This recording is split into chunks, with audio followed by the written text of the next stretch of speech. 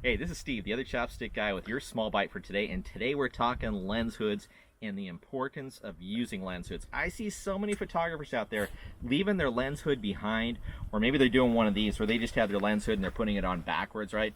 But I tell you, man, anytime that I'm out, I have got my lens hood on the camera. Not only because it gives me a better picture, it blocks some of that light coming in from flaring across the front of the lens, but it protects it. In fact, if you looked at my lens hood right here, you see it's got a bunch of scratches and nicks in it. That's because as I'm carrying my lens down here in my spider holster, just walking around, I can whack it on all kinds of stuff. It will save the front element of your camera every time you hit it on something. So I want to just tell you, use your lens hood. It's extremely important.